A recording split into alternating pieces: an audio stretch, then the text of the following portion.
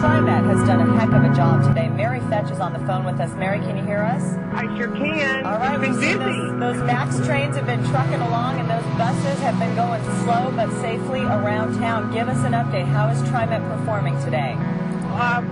We have had everybody out there, I have to say, and everybody out in the field, you know, whether it's working for the city, whether it's working for ODOT, whether working for TriMet, they're just in tough conditions out there, as you may know. We have about 12 to 15 routes on snow routes, and, you know, just the delays. Buses can only go 25 miles an hour at best.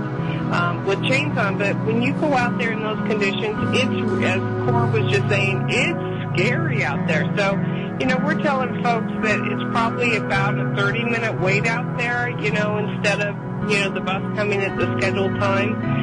Max is doing really well up until about an hour and a half ago, and the cold wind, the east wind, and the dry snow froze up some switches at the Gateway Transit Center. So what that means is that between Gateway Transit Center and PDX, we have shuttle buses as they work to defrost the switch.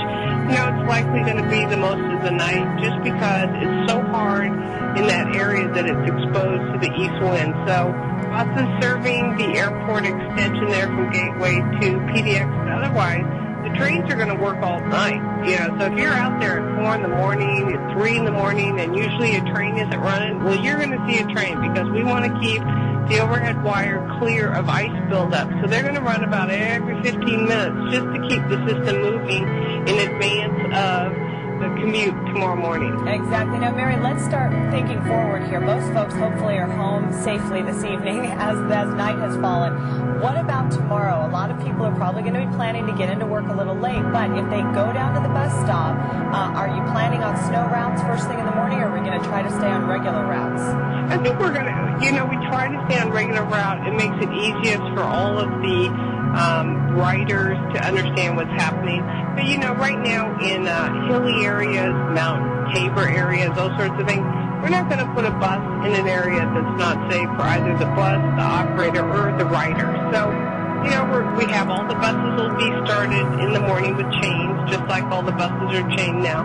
And we'll have mobile chaining crews out there. You know, somebody can have a damaged chain, and so we want to make sure that that's repaired, keep the bus moving. You know, the other piece that's really important is our lift service. That's the door-to-door service for people with disabilities who can't ride regular service. Well, tomorrow, all day long, we're going to be in what we call code red. So what that means is life-sustaining trips only. That means about 3,500 trips are going to be canceled for the day because it's just not safe to have folks out there. But we will take folks with life-sustaining trips only. Dialysis, that kind of thing. And Mary, one last note. I know that in years past when we've had these situations, your buses are getting through, but they are packed first thing in the morning because everyone's going to really be depending on you. And people will be waiting at a stop and they'll see a full TriMet bus go right by. There's just not room. So if you're going to go out to those stops tomorrow, you've got to be bundled up and ready to wait, don't you?